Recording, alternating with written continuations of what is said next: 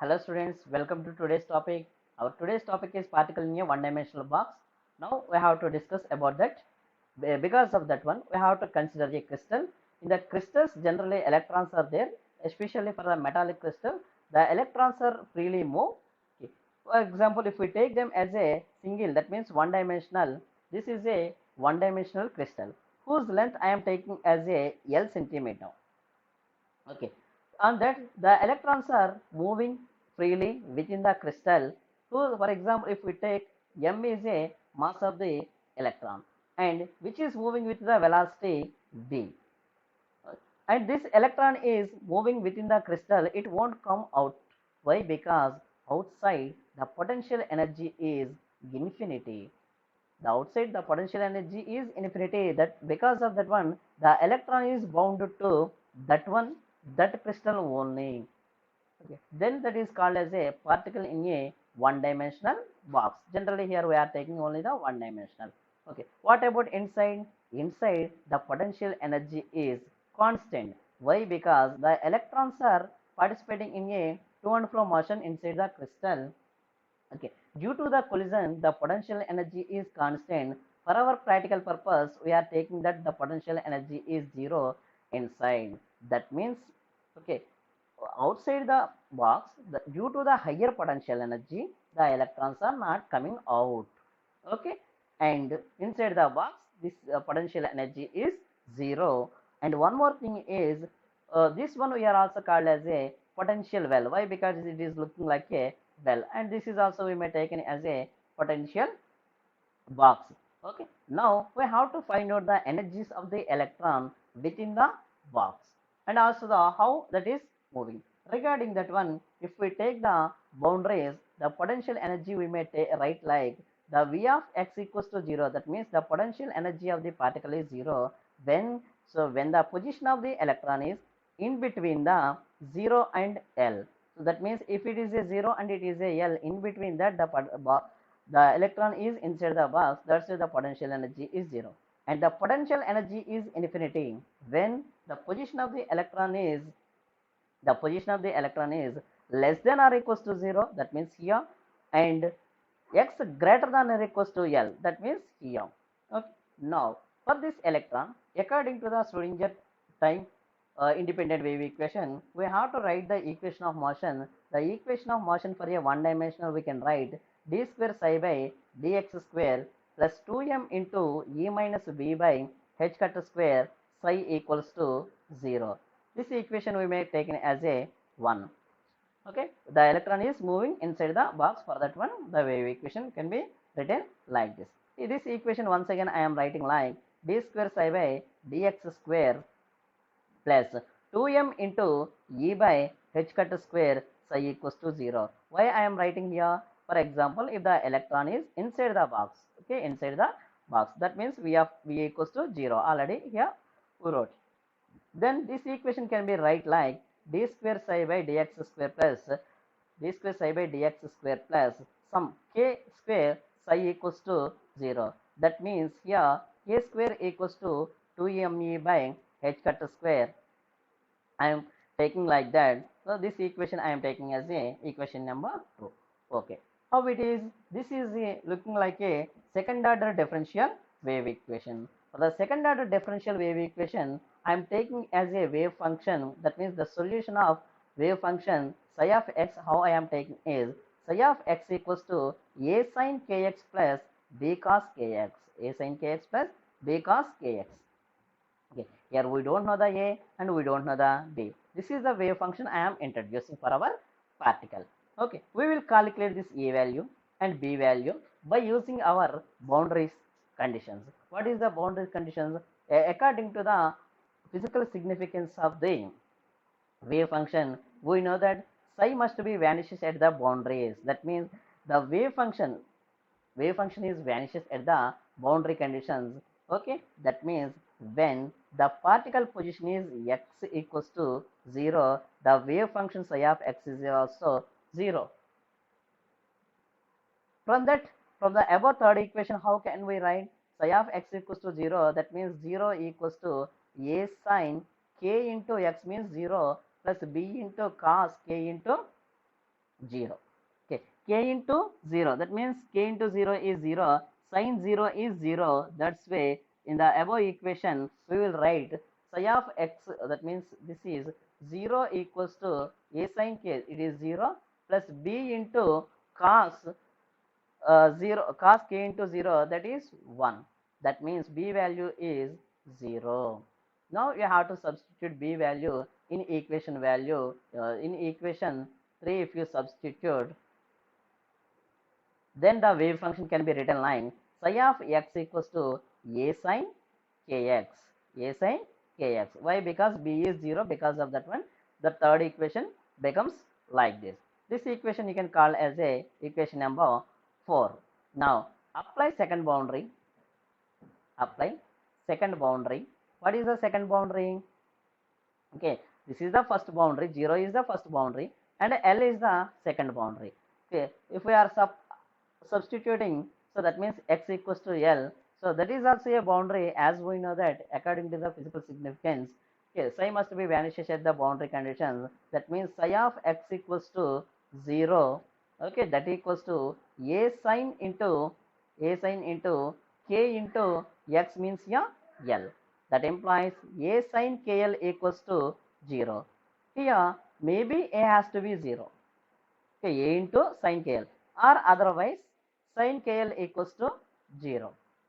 Here a is not equals to 0. Why? Suppose if a equals to 0, already here b is 0. If a is also 0, the wave function becomes 0.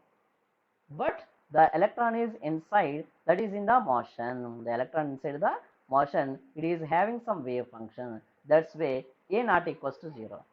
That means sin kl should be 0. Okay, if sin kl should be 0, we can write that above equation like sin kl equals to 0. When sin values becomes 0? When k equals to 0, sin kl equals to 0. Sin 0 is 0. And okay, that means kl equals to 0 when kl equals to 0. And for example, kl equals to pi, that means 180. Sin 180 is 0. 2 pi, sin 2 pi 0. 3 pi, so on, that is n pi. Okay, that means kl equals to n pi, that implies k equals to n pi by L. This equation we may take as a 5. Okay. Now you have to substitute equation number 5 in equation number 4. We will get the wave function psi of x equals to a. A means we don't know. Sin. Okay. K means what we get is n pi by L. N pi by L into x. This is the wave function. Okay, by using our normalized condition, what is normalized condition telling us? This equation I am calling as a 6. The probability of finding the electron, that means psi star of psi of x is 1. That is called as normalized condition. By using normalized condition, okay, according to normalized condition or normalized wave function,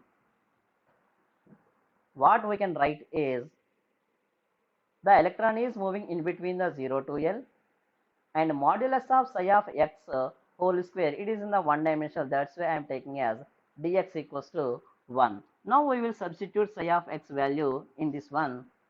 Then the equation can be written like 0 to L, and psi of x means a whole square means a square in above equation sin square n pi by L of x dx equals to 1.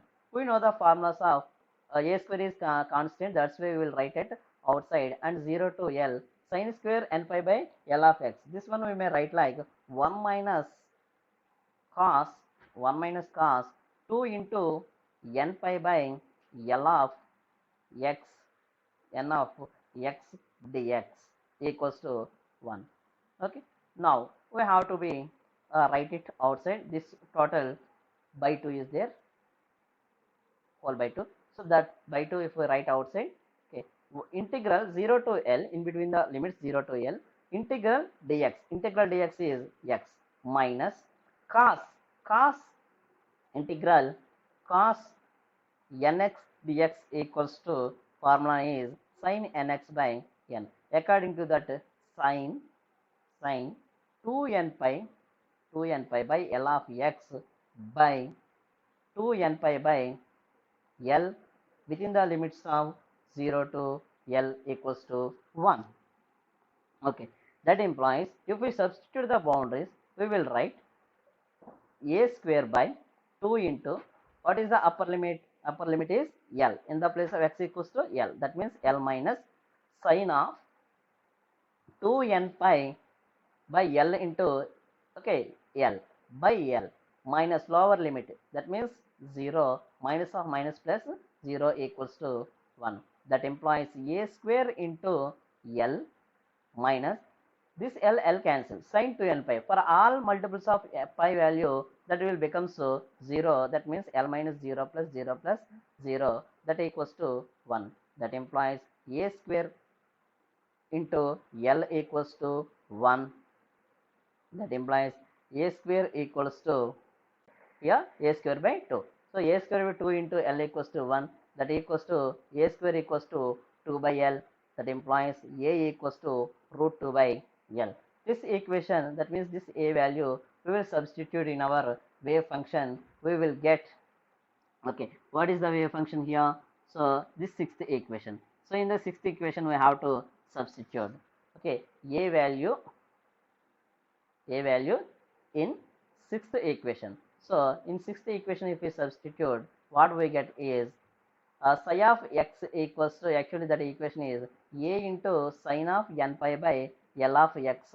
That implies what we can write is psi of x equals to a means root 2 by L and sin of n pi by L of x. Okay, now this is the wave function for a one dimensional. Okay, if in three dimensional, if you want, we have to introduce remaining terms. Psi of x comma y comma z equals to root 2 cube, that means 8 by L. Here length only taken, but in three dimensional length, height to breadth we have to consider.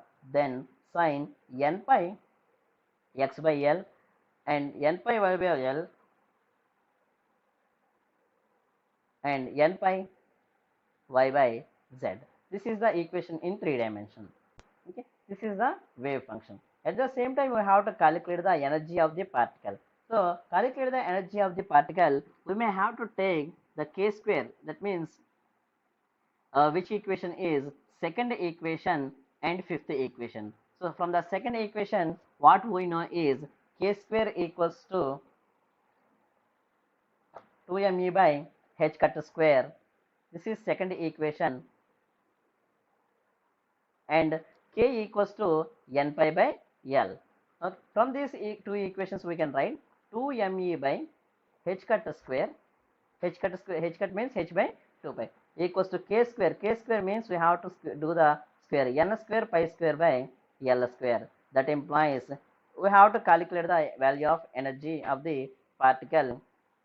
E equals to n square into pi square and h cut square. H cut square means h square by 4 pi square. H cut equals to h by 2 pi. And 2m is also here multiplying. If it comes this side, it will multiply. Pi square cancel. Therefore, the energy of the particle is En equals to n square h square by 8ml square. That means the energy of the particle is inversely proportional. Why? Because it is in the denominator. The energy of the particle is inversely proportional to the mass of the electron and also the length of the box. Okay. From this equation, what we have to give the conclusion is the energy of the particle is quantized. That is a quantized integral in terms of integral multiples. Actually, here n is called as a quantum number. N is called as quantum number. Like that, for example, if we take E1 h square by 8ml square. Why? Because n square, 1 square is 1. E2 equals to 2 square, that means 4h square by 8ml square, that equals to 4E1. Like this, the energy is quantizing. These are also called as a eigen values. Okay. For the continuation, see the next video. Thank you.